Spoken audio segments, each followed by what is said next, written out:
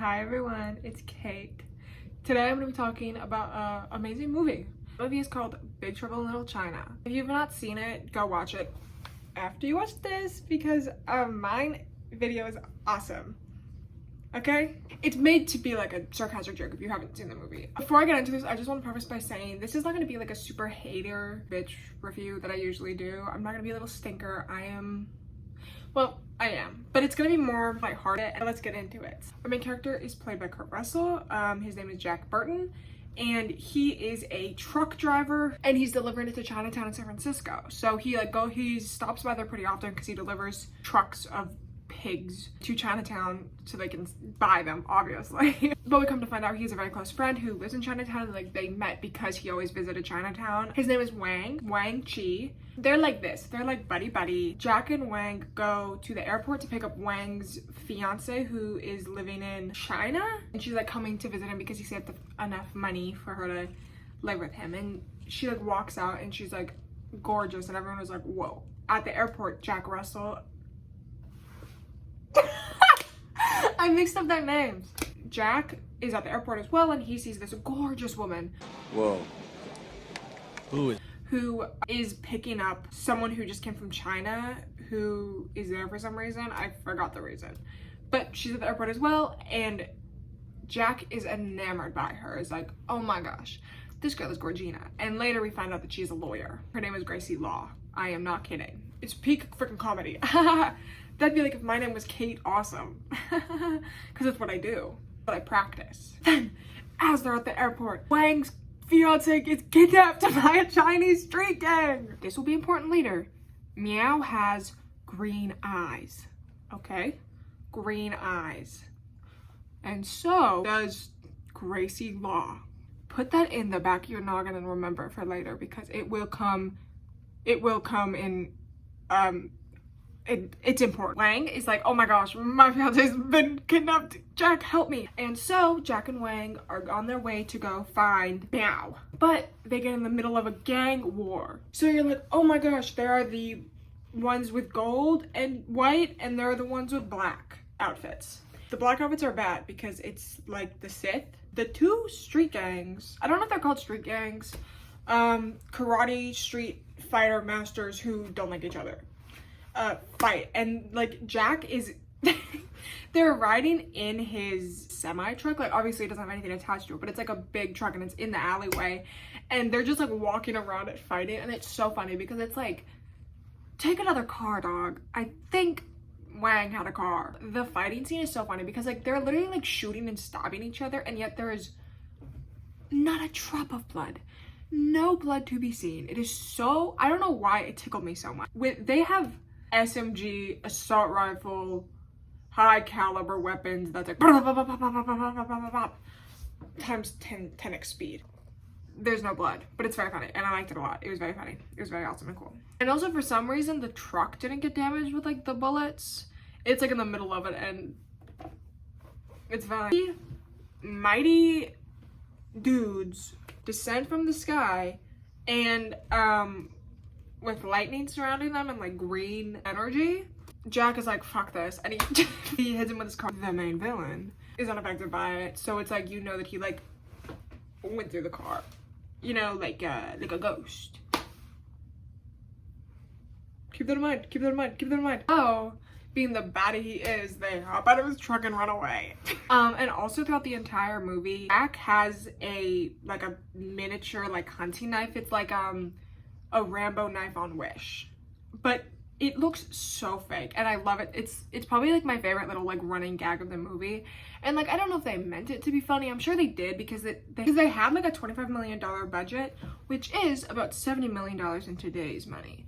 So like they could obviously have made like gotten him like a better prop knife, but it looks like a knife that like a kid would have. Like it's like so clearly plastic, like it doesn't even have like a metal like paint on it. So good. And he constantly just has it in his mouth, like he's like biting his knife like the entire time, and then it's like in his mouth one scene, and then the next scene is like grabbing it from his, because he has like a holster on his like hip on his ankle for it, but then he like pulls it out, but then like the scene right before it, it's like in his mouth. So it's like, dog, are you just quickly flip-flopping, idiot?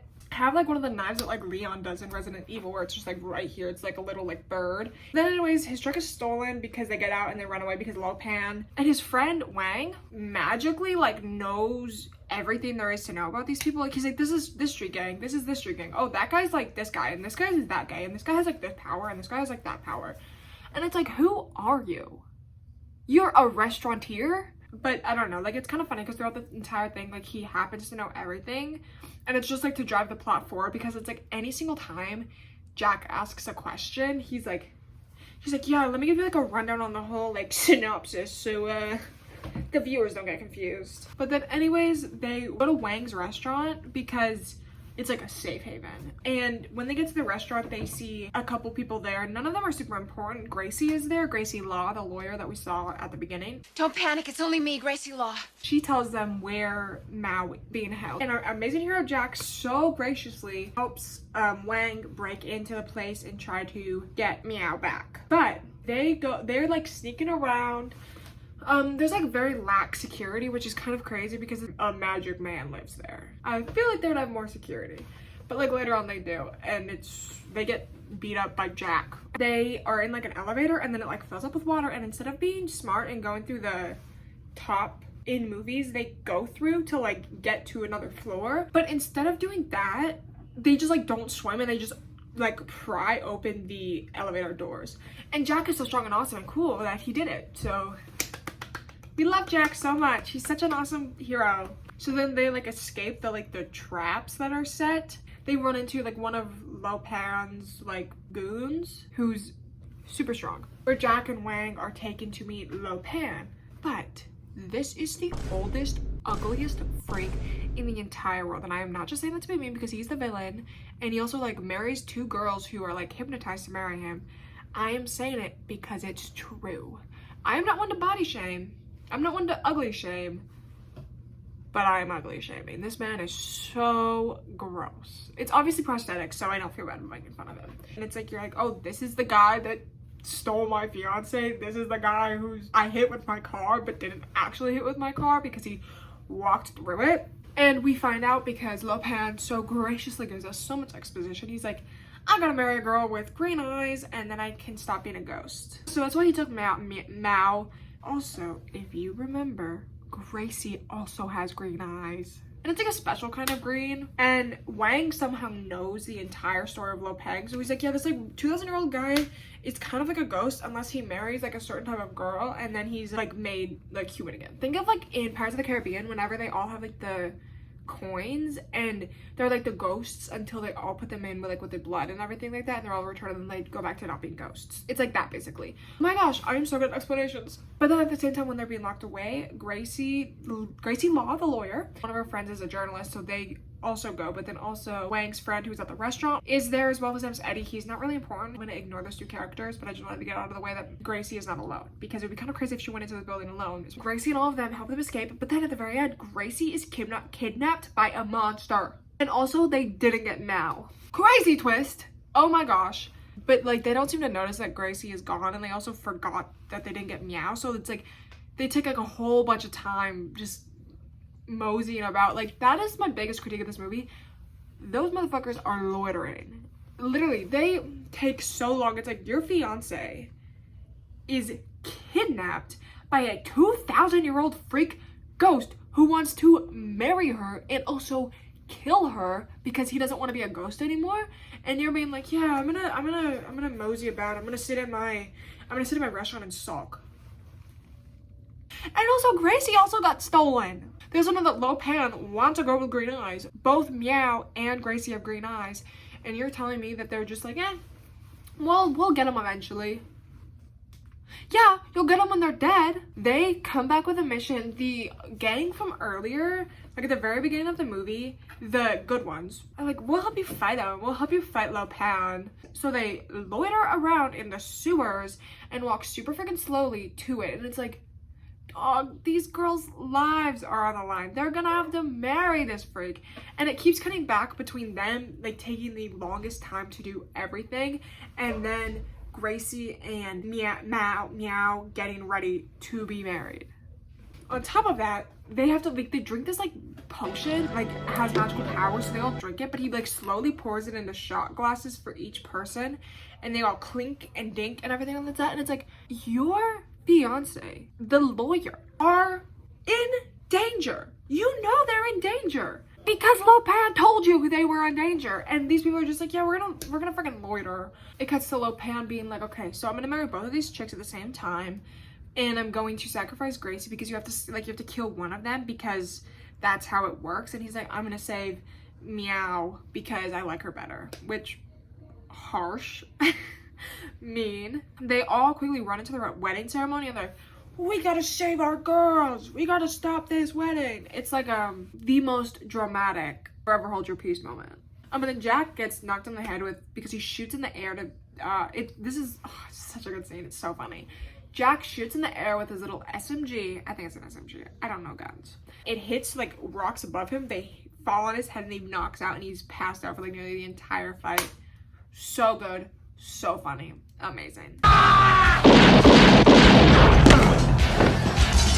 Anyways, I'm gonna skip a little bit forward because this fight scene is super long. There are a couple of super funny moments. There's one fight scene where Wang is fighting one of the like assistants, like one of the brawlers. They just keep jumping up in there and like, so funny. It happens so many times. I will play it because I was giggling so hard at this. Yada yada yada. There's a ton of fights going on. Eventually the day is saved. Gracie is saved. Meow is saved. And Jack and Lopan have a big fight. The fight being they throw a knife at each other, and then Jack catches the knife and throws it, and it lands right directly in the head of Lopan. And since he married the girls already, because they came in after they started the ceremony or whatever, that he was human, so they could kill him, which is awesome, great, whatever. And they go home and they go to the restaurant and they eat and they giggle about it. That is the end of the movie. Really good movie. I would honestly, like, genuinely, I'm not saying this in like a silly way, I was just watching this. It is such a funny movie, and it's like a very famously like campy on purpose movie, so like I'm sure many people, obviously a lot of people have seen the movie. And it has a 74 on Rotten Tomatoes. That should be 100. And it should also be on the IMDb top 10 movies ever. It should surpass Shawshank Redemption and Batman Dark Knight. It's a Batman Dark Knight poster. Yeah, that's kind of it. Thank you guys so much for watching. I really appreciate it. Like and comment and subscribe. And if you don't, you're gonna get run over by a semi-truck with Kurt Russell driving. That's it for today. Bye.